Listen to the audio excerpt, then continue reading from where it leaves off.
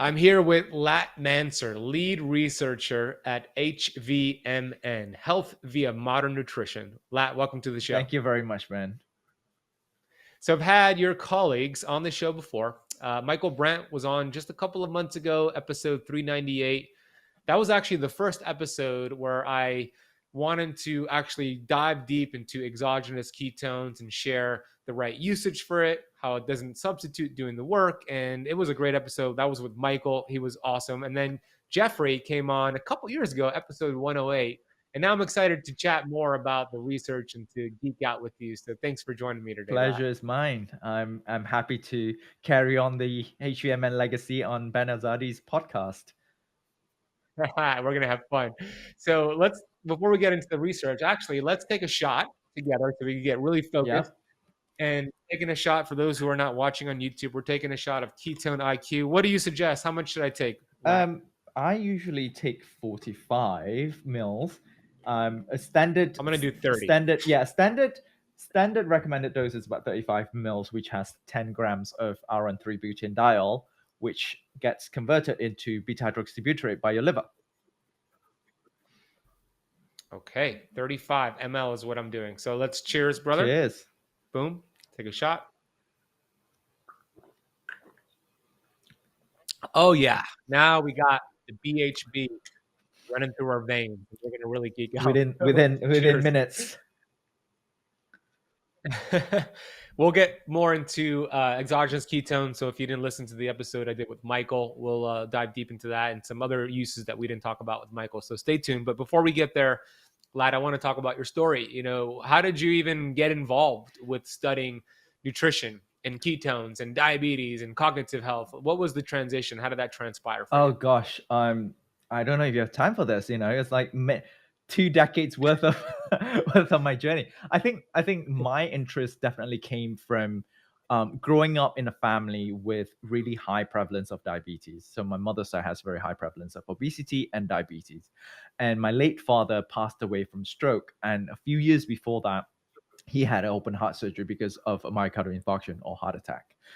And my half brother unfortunately passed away a couple of years ago at the age of 45 from a heart attack as well. So knowing those two strong chronic disease prevalence in my family sort of taught me that, okay, is there anything I can do? So growing up, I was also overweight, thinking that that's my path. That is my destination, where I'm heading towards, and there's nothing I can change about it. And then while I was doing my undergrad in University of Nottingham in the UK in biotechnology, I learned more about physiology, metabolism, and in fact, my final year project was mathematical modeling of adipose tissue metabolism. So essentially looking at a mathematical model of how fat is being metabolized. And that was also when I started exercising and actually enjoying exercising for the first time ever in my life. So that was quite a revelation. And I started losing weight. I started, seeing all these different changes physiologically and physically that I've never seen ever in my life. And that was when I also realized that actually with all this knowledge, there are things that I can do to make my life healthier, to change my lifestyle so that I am not subjected to the predisposition that my genetics is telling me that I'm going to get, all these diseases. So fast forward a couple of years, I did my master's, and then I ended up in a pharmaceutical company working on critical care pathway, specifically in cardiovascular medicine. And then I started my PhD at University of Oxford in physiology, anatomy, and genetics, specifically looking at metabolism of type 2 diabetic heart in hypoxia. So that is when I studied the metabolic inflexibility in diabetic heart, but also studying what's the difference between glycolytic rates or glucose metabolism and fatty acid metabolism in a normal heart versus a diabetic heart. And then on top of that, if I add on hypoxia, which is low oxygen environment, what kind of difference does that make? I'll stop there for now. Yeah, and I mean, share with us what you found. I mean, you can't just leave us on that cliffhanger. Like, what were the major findings? So what we used were type 2 diabetic rats, so rat models here, and what we have found, because of the diabetic model that we generated using high fat diet and a drug called streptozotocin, or SDZ. That drug essentially kills off pancreatic beta cells, and Hmm. if you dose it too much, it will kill all of the pancreatic beta cells, but then that would be type 1 diabetes. So I had to do a dose Yeah. response study so that I get the right amount, so that it still produces insulin, but it's sort of almost forcing it to a compensatory overload of insulin production, coupled with the high fat diet, to get the insulin resistance, so that I get a sort of mid to late stage type 2 diabetic model. What we have seen is that because of the high fat diet as well, um, the the heart, I'm talking about the heart specifically here, the heart in a normal rat, preferably, it prefers to use fatty acid for oxygen. Okay. However, when you are in a situation where you have low oxygen, either in hypoxia or ischemia means you have a restricted blood flow into your heart, and that's the beginning of a myocardial infarction, of a heart attack. When that happens, the heart will switch over to increase glucose metabolism, specifically glycolysis, because glycolysis is oxygen independent. It's a way to generate ATP or energy so that your heart can still keep pumping without the presence of oxygen. Now, granted, the energy created or generated via glycolysis is not as much as the whole, respiration pathway or oxidative phosphorylation can generate, but it will do during that short amount of time to mitigate the damage coming from hypoxia. What we have seen in the diabetic heart is that glycolytic rates did not go up as high. It's significantly lower than a normal heart, but the fatty acid oxidation remains high. So Hmm. that's where we say it's inflexible, because it's not flexible enough to switch substrates. Because heart, like for example, brain, those two organs are very flexible organs, because they know that they have to operate 24/7 ever since we're born until the day we die. It needs to keep operating. So therefore, they have evolved, or we have evolved in, to have these organs as omnivores. Its ability to generate energy and ATP from any substrates that's provided to them, whether it's fat, whether it's glucose, whether it's ketones, lactate, they can use it and generate energy. So it is almost super essential that it it can switch over to whatever substrate that fits the condition at the moment, in order to prioritize survivability. But in my study, in my thesis, in my research, we saw the metabolic inflexibility in the diabetic heart, and that is also coupled with a decrease in cardiac function. So Hmm. the hypoxic environment in the diabetic heart creates a more detrimental condition or detrimental environment for the heart, and it has a higher chance or higher risk of developing either heart failure or arrhythmia. So that's what we observed. And that sort of translates into what we have seen in clinical settings, where diabetic patients have a much higher risk of getting heart failure, even if they survive a heart attack. So, Hmm. because as you increase, oxidation of fatty acid, in the absence of oxygen, you are creating a lot of free radical. You're creating a lot of reactive oxygen species, and all that damage being done increases risk of the heart failure. Fascinating. And it makes sense why we see so many people who have type 2 diabetes who end up with neuropathy, strokes, kidney failure, amputations. And I always say it's not really the diabetes that are killing people, it's what the diabetes leads Yeah. to, the degeneration of it. Like my dad as well suffered a massive stroke from his diabetes and ended up dying 9 months after the Mm. stroke. It's what happens as a result of the diabetes. But even before that, Latt, as you know, it's what happened the previous 10 to 15 Yeah. years, because that is something that develops over several years. and the doctor might be, or you might even checking your glucose, but you might be developing insulin resistance along the way that's really keeping the glucose optimal or in range. And this whole time you're developing insulin resistance, which leads to type 2 diabetes. And I read a stat that every 10 seconds somebody dies from the complications of diabetes in the Yeah. world. And I remember you sharing a stat that every 30 seconds a leg is amputated as a result of type 2 Right. diabetes.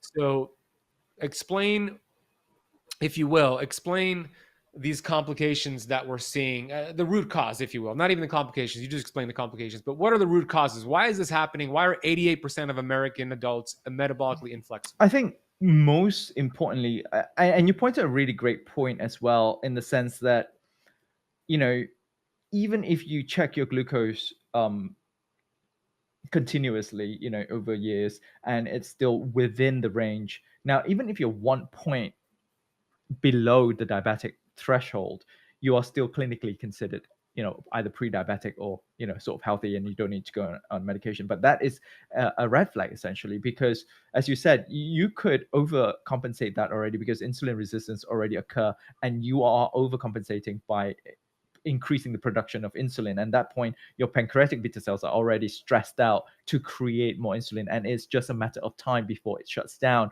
from overproduction of insulin to cope with the demand of high glucose levels given the insulin resistance. So that's that I wanted to point out. And then in terms of Yep. why it causes all these different comorbidities, this risk and this complications and whatnot, I think it has a lot to do with the increased glucose content. I think nephropathy, the kidney, being the filtration system of the body, when you have such imbalance in your blood with the osmotic imbalance, the glucose imbalance, the ionic imbalance, it does affect it. And I think the nerves also has higher risk of getting damaged when there is a constant increase elevated glucose in the blood as well. So Mhm. and then obviously with all the imbalance that's going on, it will also trigger a secondary effect, which is all the chronic inflammation that comes, because your body knows something is wrong. It's trying to fix it by, for example, pancreatic beta cells secreting more insulin than it usually does. Your other parts of body, and trying to fix things, balance things. And that's one thing I tell people about metabolism. It's all about balance. It's all about moderation, not too much, not too little. It's the Goldilocks zone. If you think about it, every enzyme has a specific temperature range at which it's optimal, right? So it's the same for all biological pathways, where it needs to be in the optimal condition in order to give the optimal effect. So in that sense, when you are activating your inflammation or inflammatory system chronically, just switch it on continuously, they're bound to have some sort of side effects that comes from it, that negative effects that comes of it. And that is where we attribute a lot of these chronic diseases to chronic inflammation, to diabetes, to even Alzheimer's to a certain extent. And increased risk. Obviously, with diabetes, you have like obesity, you have cardiovascular disease, you have hypertension, that usually are in tandem with each other, and together increase the risk of mortality. Well said and well explained. And something that I think is important for the audience to understand. And first of all, this is not medical advice. This is just our opinion. It shouldn't substitute any medical advice. But here's what I've seen. Type 2 diabetes is fairly easy to prevent and fairly easy to reverse in most cases. Not everybody is the same. There's always outliers. Type 2, not type 1. And it's just amazing. The body could adapt, the body could recover, the body could repair. We just got to remove the interference. So when you explained what's happening with the blood vessels getting tight and lack of oxygen and the kidneys getting damaged, and also diabetic neuropathy with the nerve endings and losing their eyesight, all those problems that occur from the complications of type 2 diabetes, that can be reversed and prevented. And the human body, like you said, has this Goldilocks effect. And we were just talking offline a little bit about it. It's called hormesis. We've spoken a lot about hormesis here on this podcast, but the analogy that I'll give, and then I want you to dive deeper into hormesis. The analogy that I'll give with hormesis, or the example, is exercise, right? You go and you work out for the first time, you apply a stressor, you do some curls, you do some squats. It's a stressor to your body. You sleep, you recover, you grow back stronger. That's a good form of hormesis. It's a good stress. You do too much exercise and too much for your body to adapt to, it that curve goes down, you lose the benefits, you could hurt yourself. So could you dive deeper into this process of hormesis, number one? And number two, how do we find our unique Goldilocks effect and golden zone for And the hormesis? second question is much harder question. I think the first question about how, what about hormesis? So and we talked, as Ben said, we talked briefly offline about how this is essentially what life is all about. It's about giving yourself the challenge, certain challenge. You adapt to the challenge, you learn from the challenge, and then you grow. So next time you face the same challenge, you can tackle it in a much more efficient way, and you can potentially grow even further. And then you can up the challenge. So that's what, look at it as like a video game, right? You go level Mm, 1, you learn how to beat level 1, now you're ready for level 2, right? So it's the same here in this process where, let's take COVID-19, right? Um, very relevant these days. You get exposed to COVID-19, you survive COVID-19, you build antibody, and then you get exposed again to COVID-19. Your symptoms hopefully will be less severe, right? This is yeah. essentially the fundamental idea around hormesis. If you're talking about mitochondrial hormesis, is for increasing in antioxidant in response to increase in reactive oxygen species, in response to increase in free radical. Right? If you increase the free radicals and reactive oxygen species to a certain extent, you are telling your cells, you're telling your mitochondria to release enough antioxidant to deal with that, right? Glutathione, melatonin, and whatnot. And having antioxidant is a good thing, right? To generate antioxidant in general is a good thing. So your body knows how to generate that and generate that in the right amount. It's good for your body. But then obviously, if you overwhelm the system by inducing a lot more ROS, reactive oxygen system, reactive oxygen species, then obviously that's not good for you. So that's why I said it's about balance and moderation. Give the right amount of challenge, and overcoming that challenge will prove yourself stronger.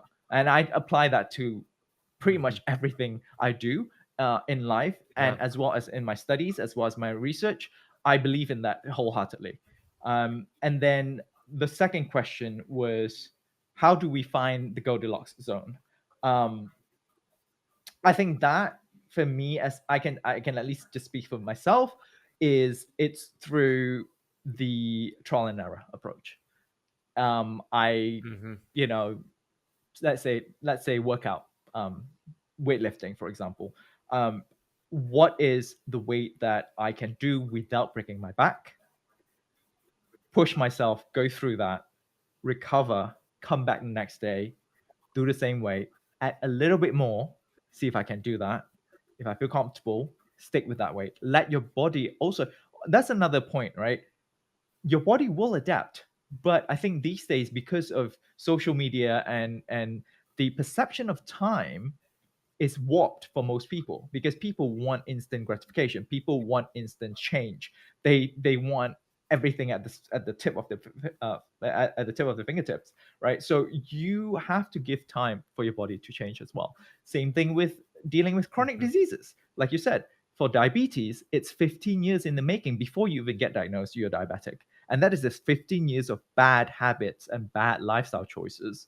You can reverse it in most cases, like you said, but you have to give your body time to change back to the default mode where it's supposed to be, working efficiently and healthily. Fantastic explanation. I love using exercise as an example for a lot of these because it's really relatable. And just to add on top of that, something that I tell people, like, how do you know when enough exercise is the right amount, hormesis, right, versus too Yeah. much? I always say, do you feel more energized after a workout? Do you feel like pumped up, or do you feel wiped out for the rest of the Right. day? If it's the latter, you probably applied too much stress. You got to taper it down. If you feel more pumped up and you recovered, and like to your point, you could go back to the gym the next day, that's a good sweet spot. So it is trial and error. And I want to relate the conversation to the mitochondria and something we were talking about offline that I want to bring onto the podcast, which is mitochondrial uncoupling.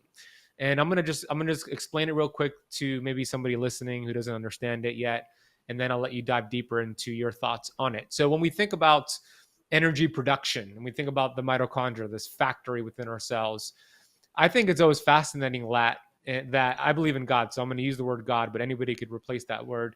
The way we were created by God, and the cells in our body that are most required for survival are the cells that have the most mitochondria, showing you the importance of the mitochondria, right? There's different parts of the brain that are very active that have over 1 million mitochondria in a single cell. The heart, like you were saying earlier, has thousands of mitochondria. Ovaries have about 100,000 in an ovary cell. Reproduction, brain focusing, hunting your prey, the heart pumping, the eyeballs are high in mitochondria, and then some other cells that are not as important have, a few hundred.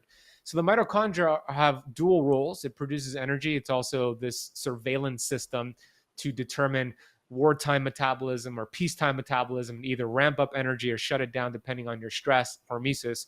But we'll talk about the energy part related to keto.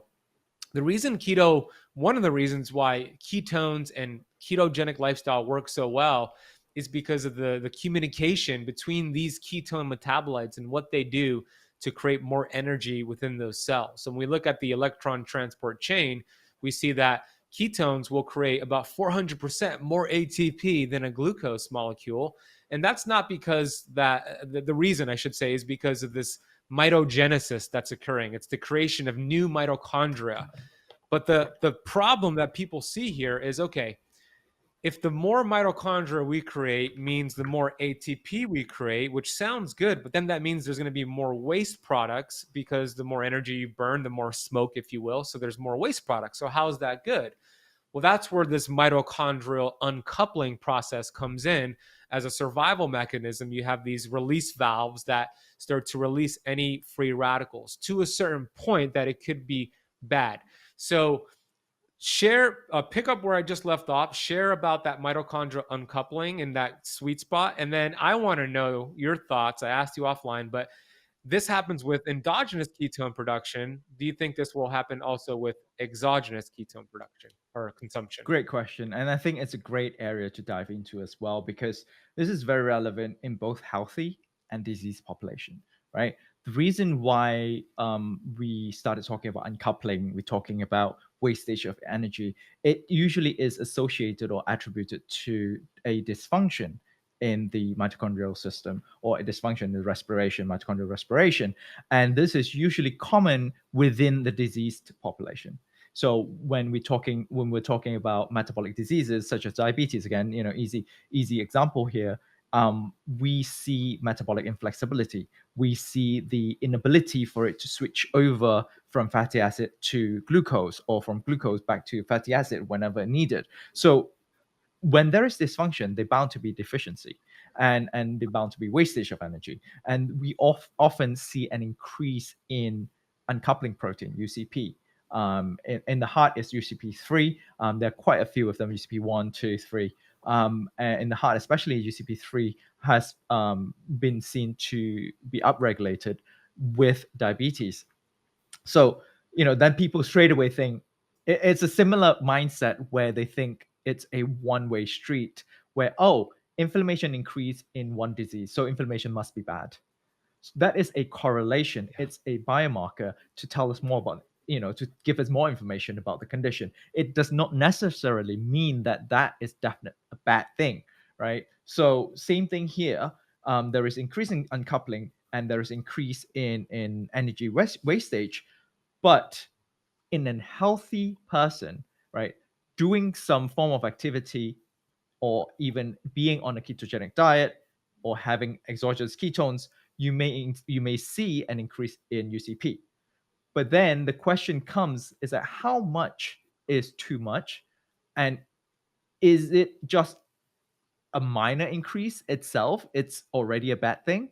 Not necessarily. And I think I want your listeners to understand this, right? It's the Goldilocks zone again, where no researcher so far can put a exact threshold point where an increase in uncoupling, you know, put a value on it and say this is a definite bad, and anything less is good.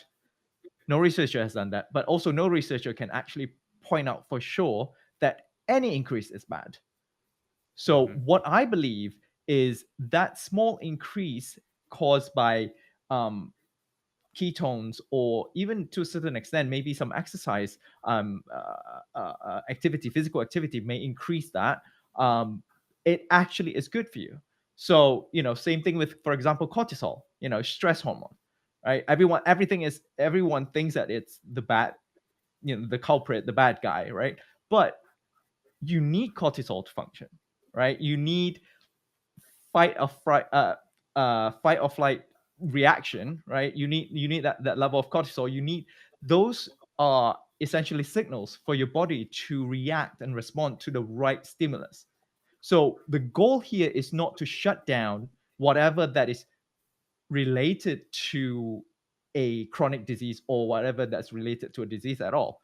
It's to be able to train your body to respond to certain stimulus and certain conditions effectively and optimally, and then shut it down when you don't need it. Because the problem is not shutting it down at all, and you leave it on, you leave the tap on at the entire time, you're going to flood your apartment, right? But do you need the tap? Yes. Right? You just need to turn it off when you're not using it. So it's as simple as Yeah. that. So I hope that sort of explains where I see hormesis and where I see, uncoupling and energy wastages, because it's easy to argue a black and white in science, because everyone thinks it's facts. Science is facts, so it's easy to say black and white. But in metabolism, especially in vivo, in a live person, all the pathways are interconnected and balanced with each other. It's homeostasis. It's always, you turn up one thing, the other thing will turn down in order to balance it. So you can't see it unilaterally, you can't see it linearly, because it will affect one thing after another, and it might have a butterfly effect as well. So Yeah, absolutely. And you explained that very well. And you made the case for keto flexing. So thank you, which is my approach of cyclical ketosis, right? Going in and out. That's one of the many reasons why I believe in keto flexing and not long-term ketosis. Question, when I asked you offline if exogenous ketones would create the same coupling, you said beta hydroxybutyrate is beta hydroxybutyrate. So you're hypothesizing that it will, but is there a way to actually like study it? Is that something that you might do in the future to see if that actually is the case? At the moment, we haven't got any plans to look at specifically uncoupling and UCP per se. But what I do believe, as I said earlier, is that whether it's endogenous or exogenous ketones, it's essentially the same molecule. It's BHB. So it's like you asking me, is taking in glucose, C6H12O6 exogenously versus glucose that you create via gluconeogenesis. It's the same thing, right? So Fair point. So to that extent, I think if you see a certain effect in endogenous ketones, especially with ketogenic diet, I could argue the same effect could potentially be brought about by exogenous ketones. Now, the only difference here I want to point out is that one, the exogenous ketone effect is obviously not as long lasting as endogenous ketones, because obviously if you're on ketogenic diet, you probably be on a longer period of ketosis or in a ketotic state compared to taking in exogenous ketones. And the second point I want to make is that endogenous ketone production is in the absence of any glucose or any glycogen stores, whereas exogenous ketones you can take with the presence of any other substrates that is available in the body. Now, the interaction of these different substrates may very well create some difference in energy production, wastage, and salvaging as Mhm. well. So that difference is just a pure hypothesis here. I would foresee some form of difference just Yeah. because of the presence of another substrate that is available. Yeah, I would hypothesize the same. And that just makes the point that you also want to not just take exogenous ketones, but you want to combine that with doing the work, eating the right foods, low insulin foods. It's the magic in Yeah, both the exogenous ketones. And I think you would agree, they're not shortcuts for you doing the yeah. work. Make sure you're actually changing your lifestyle behaviors. Could you add to that a little bit? Yeah, absolutely. I usually start, when I start a podcast, people ask, "Oh, what are ketones?" And usually I say, "Well, ketones is the same as other substrates like glucose, fats, or proteins. It is a fuel for you to create energy. It takes, the mitochondria takes up the ketones and cleave it and form acetyl CoA, drop it into Krebs cycle, go through the oxidative phosphorylation pathway, and create ATP.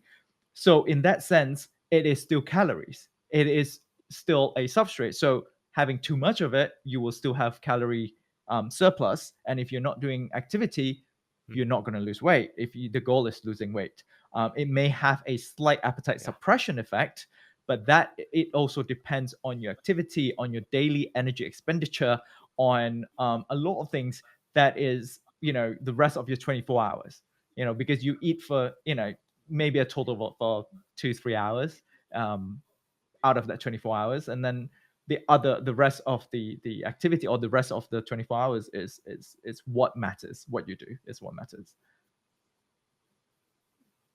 I love that. So you said appetite suppression. I want to talk about that a little bit. We know that BHB helps with cholecystokinin, and cholecystokinin is helping you with satiety. Now, is there research on exogenous ketones specifically helping with leptin resistance or leptin levels? There is a study so far using ketone ester that looked at ghrelin level. So ghrelin is the hunger hormone. It Okay. decreases ghrelin.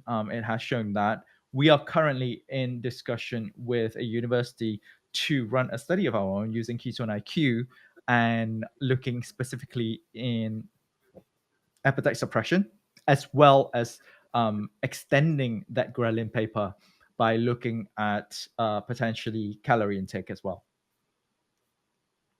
Interesting. Okay, cool. Yeah. Well, when that comes out, we'll hear I about believe that. there is one paper looking at leptin sensitivity with regards to R13 butanediol, which is very relevant to Ketone-IQ because the ghrelin paper was on ketone ester. Mm, And I don't know if you right. want to go into the difference between Ketone-IQ and ketone ester and all the other exogenous ketones. I can sort of briefly run that through if you want. Yeah, well, we Michael went through that in detail, Yeah, but great. I think That's not great. everybody watching, but I think not everybody watching and listening probably saw that yet. So if you could do it like in a Yeah. brief, like a couple of Yeah, minutes, yeah, sure. share that. That So would be so great. ketone ester, which is the more common exogenous ketone out there, apart from salts, is a form of ketone where it's beta hydroxybutyrate esterified with butanediol. And that's why it's called ketone ester because of the ester bond. Ketone-IQ, what we have at HVMN is essentially half of that. We have R13 butanediol. So we don't have the BHB, but the R13 butanediol goes directly into your liver, gets converted in BHB and released into blood. And that's why you see an increase in blood BHB within half an hour, and it will start elevating from half an hour on till 2 3 hours. It should peak around that time, and then it will go down depending on your activity and your fat state and everything. So that's the difference. And I think there is a paper that specifically looked at leptin sensitivity being improved with R13 butanediol, but I think they are still lacking some data to draw a conclusive um, remark on the effect of R13 butanediol on leptin. So hopefully Interesting. our study will cover all of that. We'll look at leptin, ghrelin, appetite, subjective feel, calorie intake. So very exciting about that. Yeah, yeah, that's very exciting. And I want to get into a couple of papers you published. But before we get there, I'm going to share with you, Lat, how I personally use this. And when I say use this, I mean recommend it to my students in my academy. And then I want to hear your feedback and maybe give me some coaching or some changes that you might give me, or anything you want to add to how I teach it to my Sure. students. So first and foremost, I always tell them, make sure you use a quality company that does it the right way. Mine go-to is H.V.M.N. Thank you. And then secondly, I tell them this does not substitute doing the work. Ideally, I want to teach them to be metabolically flexible with endogenous ketone Yeah. production. But if we were going to use exogenous, the way that I would use it would be, if you're struggling with that adaptation period and you might be concerned with like keto flu or just that transition that might create some symptoms, take some of this as you make the transition. Number one. Yeah.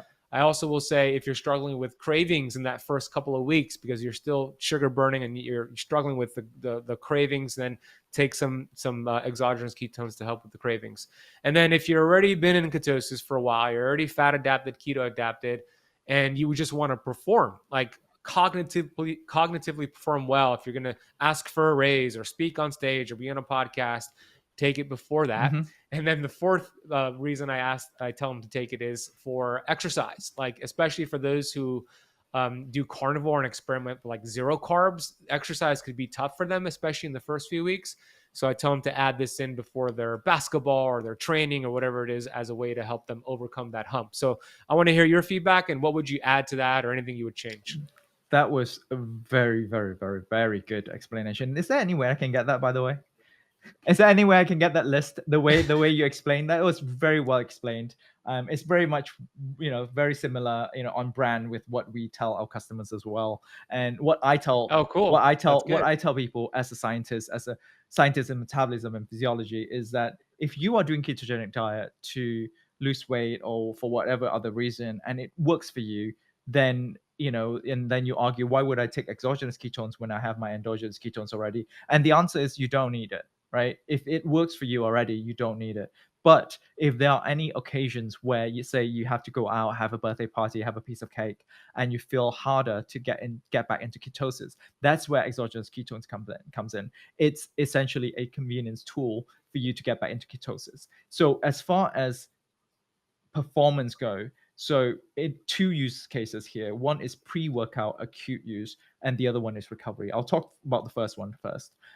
Pre-workout use is essentially adding in, and this by the way, you have to um, add in glucose for optimal performance, because you are essentially adding two different fuels. If you think about hybrid cars, you are having glucose as your source of energy, but you're also adding in ketone as your source of energy. And we have seen in studies that it does improve performance to a certain extent, as well as having glycogen sparing effect. So in terms of post workout recovery, we have seen a even starker difference, where people or athletes who have been given protein, carbs, and ketones after workout and before sleep. So they would take 2 to 3 doses per day. And after 3 weeks, they saw an improvement of 15% in work output. And that is also Wow. accompanied by an increase in calorie intake as well, which is very, very Hmm. weird, because we know that ketones to a certain extent suppress appetite. But when you couple it with really intense training and proper nutrition, it actually increases calorie intake. So in that sense, I Hmm. believe ketone is not just a one-way street. It's not a switch on or off. Instead, it's just priming your body to react to the stimulus that you're providing your body in the most optimal sense. So, i.e., if you are fasting and you are slowing down the systems in your body, and your body is telling it to conserve all the energy and resources, you take ketones, it sort of suppresses the appetite. But if you are already doing very intense exercise and training, your body says it needs to recover, because it knows the next day you're going to have to go through this bout of exercise again. Therefore, let's ramp up your recovery and increase your appetite, so that you can have enough building blocks to aid with the recovery. So that's what I believe what ketone does, and to metabolism, to performance, as well as to therapeutic areas in a certain sense as well, because we have seen it people say ketones are anti-inflammatory, antioxidants, sort of properties. But there's one study that when bacterial toxins are involved or introduced, they saw an increase in inflammation in the ketone culture, in the culture with ketones. And that just tells me that ketone essentially equip your body to react um, more optimally, based on what you're introduced to. Interesting. Yeah, and you have a paper that talks a lot about the recovery assets of exogenous ketones. Does that paper show those stats you just mentioned, Yep, that or is it a paper that different paper paper you were did referencing? summarize all those different publications to date, as to why we think ketones are good for recovery. We looked at glycogen resynthesis.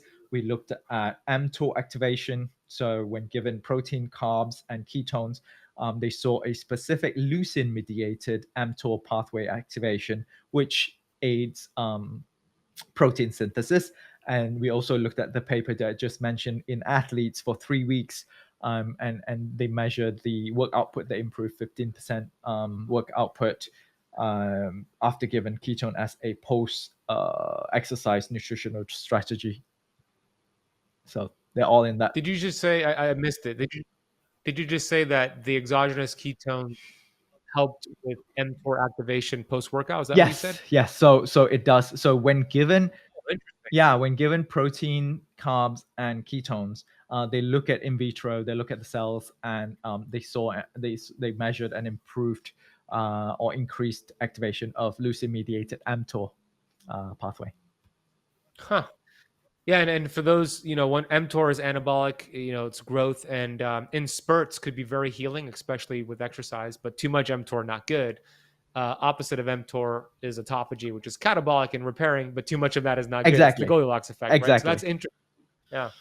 Exactly, because a Okay, lot of that was one people, paper. yeah, sorry, I was going to add as well, because with regards to mTOR, mTOR does so many things as well. So it's like when people Yeah. latch onto the word mTOR and they run with it, I'm like always very, very cautious, because I'm like, you have to look at so many aspects of mTOR as well, because some people have seen a downregulation of mTOR in longevity studies, in aging, because it's good for you, because essentially it's autophagy, it's renewal, it's recovery. And people also say ketones may be good for longevity and aging. How does that work when we have seen an activation of mTOR following exercise and ketones, right? Same thing Mm. here, right? If you are, same thing with appetite suppression that I mentioned earlier. Given the right conditions, it suppresses appetite, and given the right stimulus, it actually increases appetite. Given the right stimulus, it increases mTOR activation. But if you use it in the right way, it should, align to the goal, and the pathway activation or deactivation, as you see fit, or as the body sees fit. Yeah, so interesting.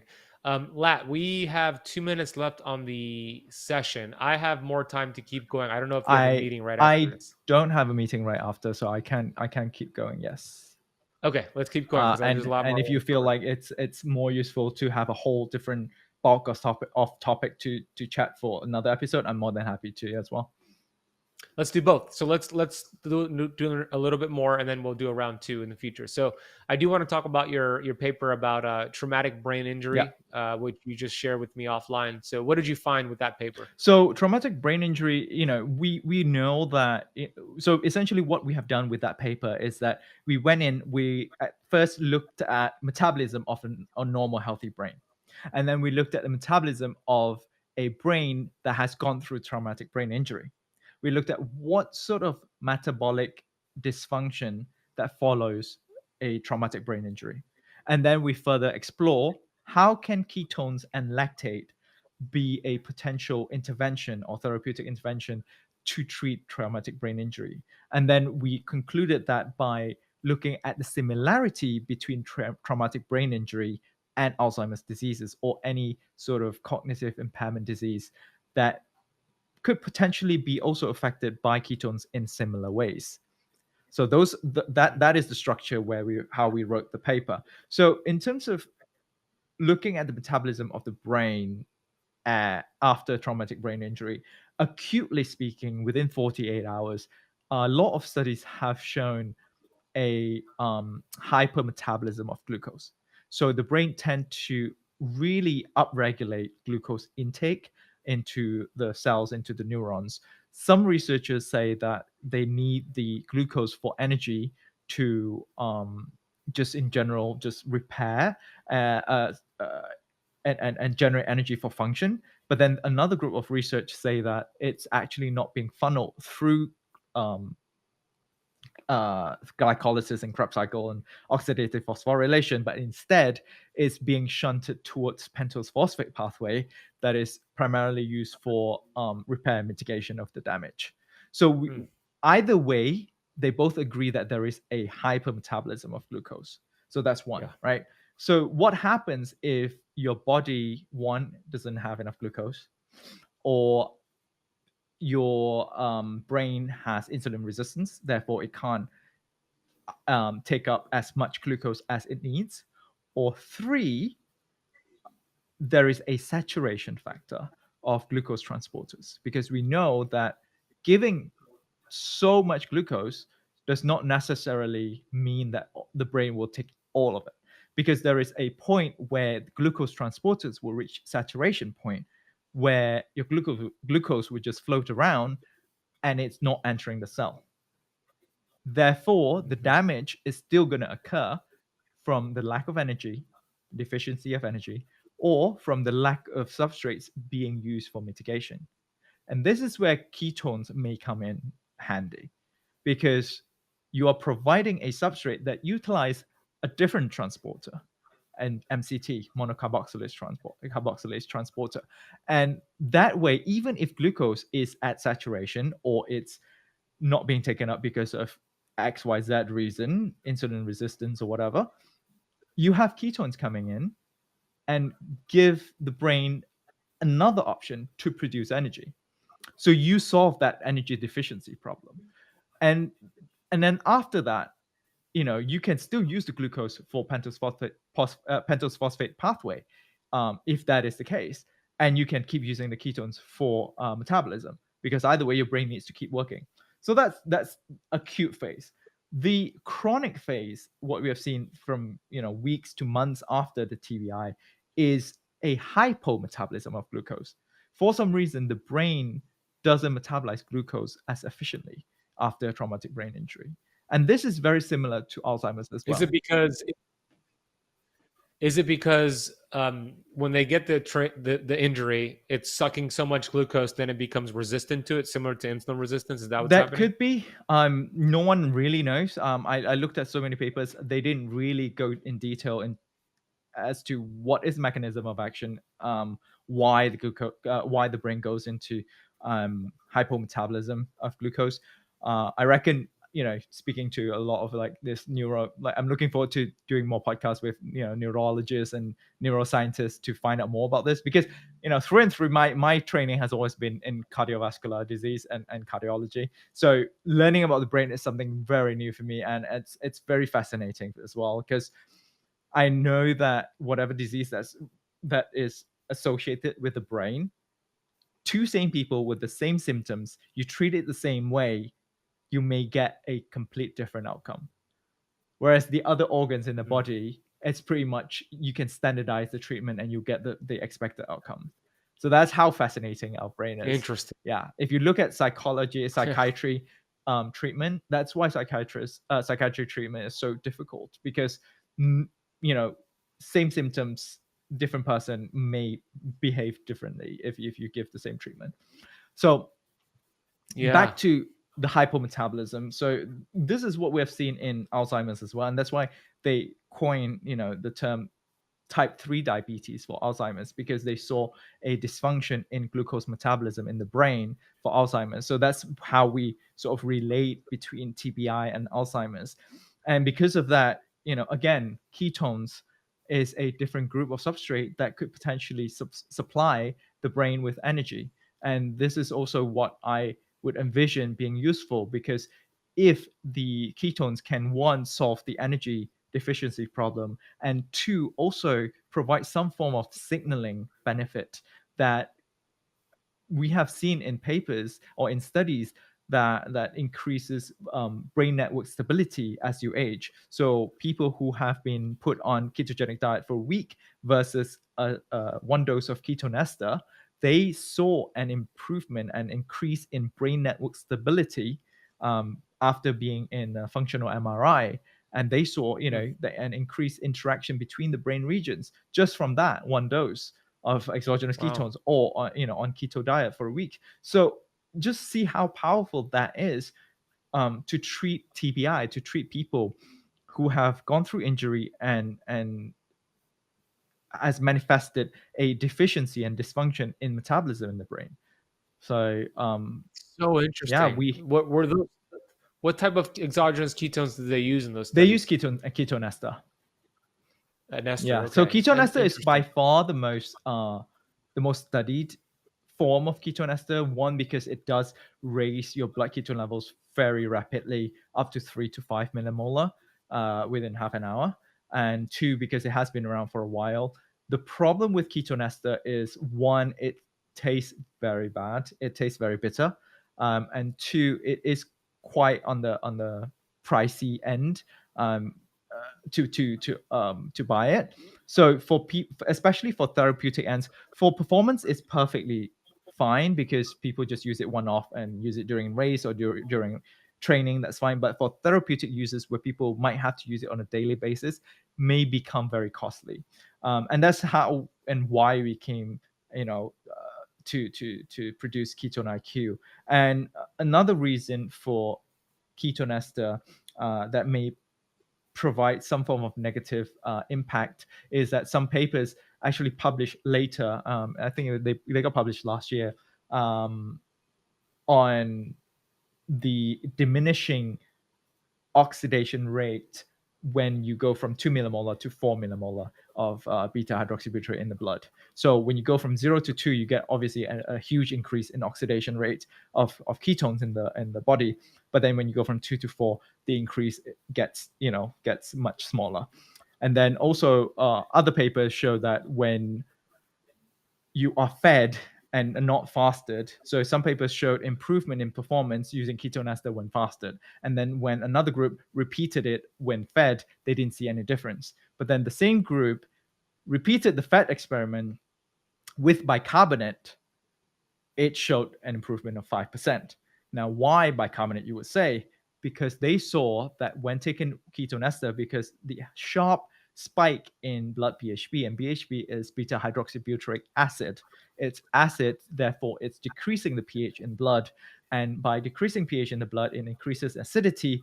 You will feel like you're working out harder. So you have a much higher rate of perceived exertion, but you don't get the benefit. They just basically felt, oh, it's much harder for me to do this. I'm increasing my heart rate because I'm trying my best to exhale so that I can eliminate all this carbon dioxide from this acidity.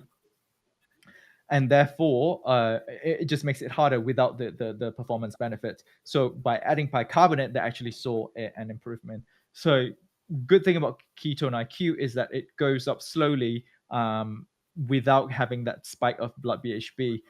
Some people might argue, yeah, but if I want up to 3 millimolar to 5 millimolar, then yeah, that's true. Ketone-IQ does not go up to that high, even with high dose. So it really depends on what use cases, and that's the whole point of us speaking like this, so that we can impart the knowledge and information to everyone, so that you can choose what exogenous ketone that fits your use cases the best. Be it price, be it taste, be it efficacy, safety.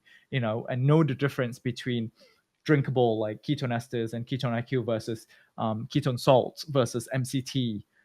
So those are the information that I usually talk about. Yeah, you explained it very well. And Michael did a good job too when we interviewed him. I know the goals for H.V.M.N. are going to be get Ketone-IQ to every NFL team for concussions. Yeah, that would be amazing. Get it out to Elon Musk for the people Astronauts. going out to Yeah, space, the yeah, astronauts, and then have a dispenser in every Tesla to dispense yeah. Let's do Ketone-IQ. Those it. are Let's do it. Let's manifest that. So anybody who's listening or watching who has any connection to the NFL or Elon Musk or Tesla, let's share this episode with them because they could benefit from Yeah. HVMN. We are currently talking I to a want to few. finish with. We are currently talking to a few NFL teams as well, and they're very interested to use Ketone-IQ. Oh, that's Yeah, but exciting. we're looking at potentially applying for a grant as well, with collaboration with the Naval Health Research Center to look at using Ketone-IQ for TBI in the military. Hopefully, we'll find out more end of the year. And then another grant that is upcoming is also around sleep for the military. So potentially decreasing sleep time, increasing wake time, and also keeping people productive during those week time, creating superhumans. That's so cool. Yeah, right. We need that. And speaking of sleep, you gave me a tip. So for those who are not aware, I've been using your product Yawn, which is your sleep supplement. It has magnesium glycinate, 250 milligrams. It has L-glycine, 500 milligrams, L-theanine, 100 milligrams, and low dose melatonin, 1 milligram. So I've been taking that an hour before bed. I also am a big fan, Lat, of high dose melatonin. So on top of that, I add like 60 milligrams of melatonin, sometimes 200 milligrams Wow. suppository melatonin as well. But you said to add Ketone-IQ, your exogenous ketone, to that Yawn product. Share why you recommended that for me. So what remember the earlier part of our conversation, I talked about the recovery paper, the overreaching paper that saw after 3 weeks there's improvement of 15% of work output. So that to me, because the protocol there is a dose of ketone after workout and a dose of ketone before sleep. So that was where I got my idea from. So I've been using it for recovery, for post workout and before sleep, for a few months now, and I saw an improvement in um, in my sleep quality. And then obviously, I know about Yawn and I have been taking Yawn before, but I never thought about combining them. But then after looking at the ingredients, there is melatonin, there is L-theanine, which is relaxation. Ketone is also known to be anxiolytic to a certain effect, and it sort of helps relaxation. And I think a lot of effect that comes with the Ketone-IQ in terms of mental clarity and mental focus is as much as you are mentally active, but part of it is also how relaxed you are. Because I feel more relaxed and therefore I can be more focused and therefore I can speak fluently in a podcast, for example. So I was like, okay, let's combine them and see if there is synergistic effect. So far, I have no complaints. So that's why I mentioned it to you. And since you say you have been using Yawn, and I was like, well, why don't you take Yawn and ketone right before sleep? Now the key is, do not take ketones more than half an hour before you go to bed, because some people say that they got all wired and they couldn't sleep. So take your Yawn an hour before sleep or half an hour before, and then take your ketones right before sleep. So and experience that for yourself. Trial and error. Trial and error. Okay. Exactly. Well, you said in the beginning, and I have my Aura ring, so I'll see what changes Yeah. occur. And perfect, because tomorrow I'm running a 5K I'm doing a challenge with my Keto Camp Academy students. Nice. So hopefully that works tonight, and then I'm going to take some before the 5K and after the 5K for the recovery as well. I will be looking forward to your feedback. Yeah, I'll let you know how it goes. And for those who are listening or watching on YouTube and you want to get some of H.V.M.N. products, they have the Ketone-IQ, they have the Yawn product we just spoke of, they have a Rise product called Rise, is a nootropic I take in the morning, and you have a whole other set of products, MCT oils and etc. You guys were very gracious to give my audience a 10% off coupon code, and that coupon code is keto camp with a K, no space in between. If you go to hvmn.me/keto camp and then use that coupon code keto camp at checkout, you'll get 10% off your entire order.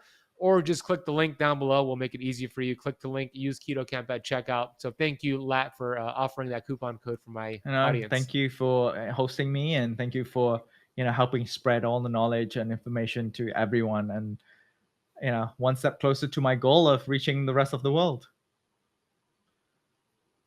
Amen. Let's do that. Let's do that. Where else can the keto campers go check out your work? I'm on Instagram, on Twitter at Latt Mansor, LATTMANSOR. So follow me on there. I started posting more reels and posting all my podcasts on there. We go from performance to aging to metabolic diseases, and I think I'm going to have another podcast coming up to just talk about life philosophy and what I've learned from Oh, metabolism, cool. physiology to applying it in life in general. I love that. Yeah, and you also HVMN has a great YouTube channel. You have some great videos on there that have really good production value and research. So we'll put a link down below for the YouTube channel and everything you mentioned as well. Latt, thank you for your tremendous research and all the cool things you're doing in the keto space, in the health space, and metabolic health. I'm grateful for you. I acknowledge you for what you're doing. You, Jeffrey, Michael, the entire HVMN team, thank you so much for getting this research and making it convenient and available to us. And we are so grateful. And thank you for coming on the show. I Thank look you. forward to a round two with Thank you you. very much. Looking forward to it too.